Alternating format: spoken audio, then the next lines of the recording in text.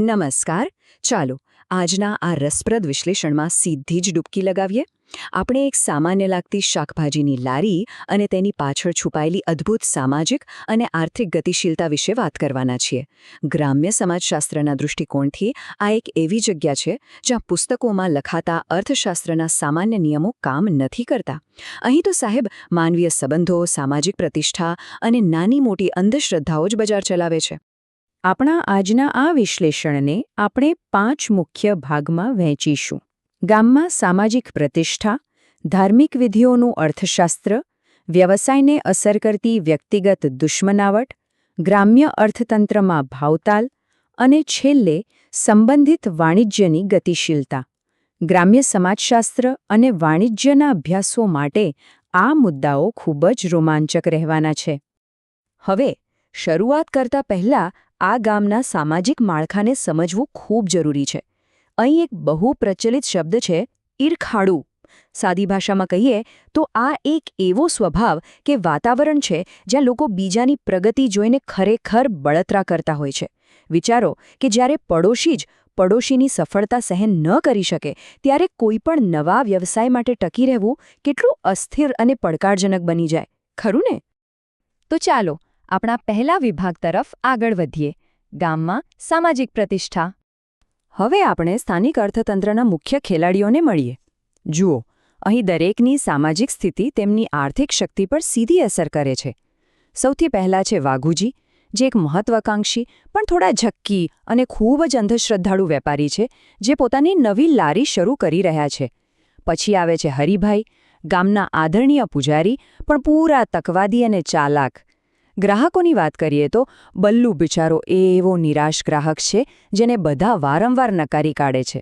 અને હા, ભૂમતા કાકાને તો ભૂલવા જ ન જોઈએ, અત્યંત ગૌરવશાળી અને જિદ્દી વડીલ, જે પોતાની અંગત દુશ્મનાવટને કારણે હરીફોનો સંપૂર્ણ બહિષ્કાર કરવામાં માને છે. હવે આવે છે આપણો બીજો વિભાગ, ધાર્મિક વિધિઓનું અર્થશાસ્ત્ર. વાત એમ છે કે વાઘુજીએ પોતાની આ મજબૂત નવી શાકભાજીની લારી બનાવવા માટે પૂરા 10,000 રૂપિયાનું રોકાણ કર્યું છે.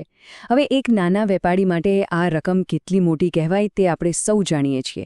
અને એટલે જ ઉદ્ઘાટનની વિધિ એટલે કે મુહૂર્તનું સફળ થવું તેમના માટે માત્ર ધાર્મિક જ નહીં પણ એક બહુ મોટી આર્થિક જરૂરિયાત બની જાય છે. પણ અહીં જ ગામડાની અંધશ્રદ્ધાનો અસલી ખેલ શરૂ થાય છે. મુહૂર્ત વખતે થતી નાની નાની નિષ્ફળતાઓ વેપારીમાં કેટલો મોટો આર્થિક ડર પેદા કરે છે તે જુઓ. પહેલા જ પ્રયાસમાં અગરબત્તી સળગતી નથી. બસ તરત જ તેને મોટું અપશુકન માની લેવાય છે. પછી બીજા પ્રયાસમાં મોંઘું હેવી કંકુ વાપરવા છતાં કંકુ અને પાણી અલગ પડી જાય છે. અને પરાકાષ્ઠા તો ત્યારે આવે છે જ્યારે ઉદ્ઘાટનનો પેલો ટેટો એટલે કે ફટાકડો ધડાકાભેર ફૂટવાને બદલે જમીન પર ગોળ ગોળ ફરવા લાગે છે. આવું થાય એટલે કોઈ પણ સામાન્ય વેપારીની હિંમત તૂટી જાય. પણ ભાઈ, અહીં હરિભાઈ પોતાનો કમાલ બતાવે છે. પૂજારી તરીકેનો તેમનો સામાજિક પ્રભાવ જુઓ.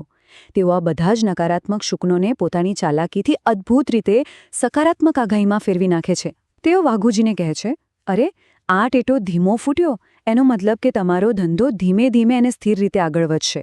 અને આ ટેટો ભમ્યો ને એટલે કે ગોળ ફર્યો ને એનો મતલબ કે તમારો ધંધો ચારેય દિશામાં ફેલાઈ જશે. ખરેખર અદ્ભુત.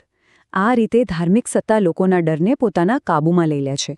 આગળ વધીએ વિભાગ 3 તરફ, વ્યવસાયને અસર કરતી વ્યક્તિગત દુશ્મનાવટ. આ મુદ્દો ખરેખર રસપ્રદ છે. આપણે અર્થશાસ્ત્રના ગમે તેટલા તાર્કિક મોડેલ ભણ્યા હોઈએ પણ અહીં એ કેમ નિષ્ફળ જાય છે એ સમજવા માટે 36નો આંકડો સમજવો પડે. આ એક એવો સ્થાનિક રૂઢિપ્રયોગ છે જેનો મતલબ થાય છે અત્યંત કડવી અને ન ઉકેલી શકાય તેવી દુશ્મનાવટ, જાણે બે લોકો એકબીજાની વિરુદ્ધ જ મોં રાખીને બેઠા હોય. ગામડામાં ખરીદનાર અને વેચનાર ઘણીવાર આવી જ જૂની અદાવતોમાં ફસાયેલા હોય છે. દાખલા તરીકે ભૂમતા કાકાનો કિસ્સો જ લઈ લો. તેમના ઘરે મહેમાનો આવ્યા છે અને તેમને તાત્કાલિક શાકભાજીની સખત જરૂર છે અને આખા ગામમાં માત્ર વાઘુજીની લારી પર જ તાજું શાક છે. પણ કારણ કે બંને વચ્ચે જૂનો ઝઘડો છે, ભૂમતા કાકા વાઘુજી પાસેથી શાક ખરીદવાની ચોખ્ખી ના પાડી દે છે.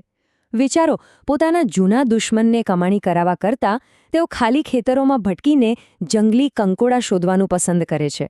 અહીં વ્યક્તિગત ગૌરવ અને અહંકાર માંગ અને પુરવઠાના બધા જ સિદ્ધાંતો પર ભારે પડે છે. હવે જોઈએ વિભાગ 4 ગ્રામ્ય અર્થતંત્રમાં ભાવતાલ. અહીં ભાવતાલના નિયમો ગ્રાહકના ખિસ્સા પરથી નહીં પણ તેની ઓળખ પરથી નક્કી થાય છે. જુઓ, બલ્લુને અકર્મી એટલે કે અપશુકન્યાળ ગણીને તેની શાક આપવાની સાફ ના પાડી દેવામાં આવે છે અને તેની ખોરાકની આદતોની મજાક ઉડાવાય છે. જ્યારે બીજી તરફ હરિભાઈને જુઓ, તેમને સમૃદ્ધ શરૂઆત માટે ભોળો ગણીને પ્રીમિયમ કારેલ આપવામાં આવે છે અને પાછું પોતાના ભાવ જાતે નક્કી કરવાની છૂટ પણ અપાય છે.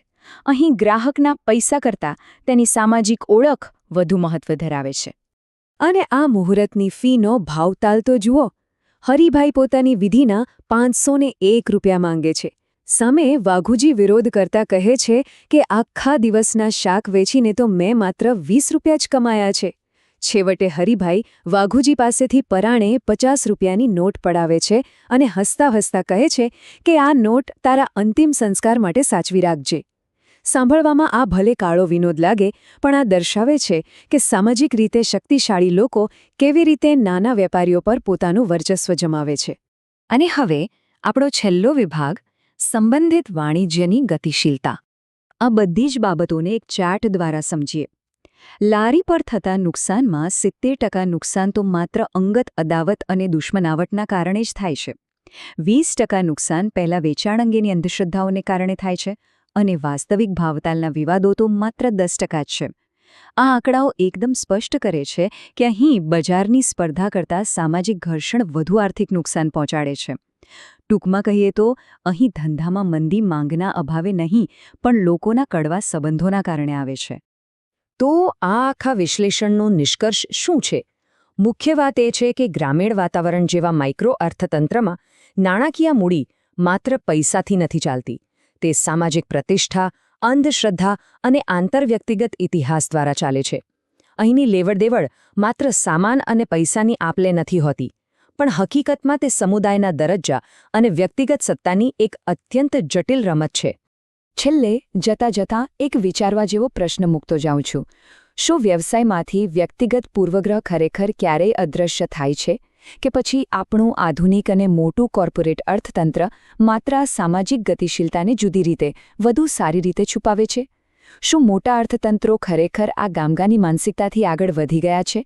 કે પછી તેઓ માત્ર જુદી જુદી આધુનિક ધાર્મિક વિધિઓ અને કોર્પોરેટ પ્રતિષ્ઠા હેઠળ એ જ રીતે કામ કરે છે? આ એક એવો પ્રશ્ન છે જેના પર ચોક્કસથી વિચાર કરજો. આજના આ વિશ્લેષણમાં જોડાવા બદલ ખૂબ ખૂબ આભાર.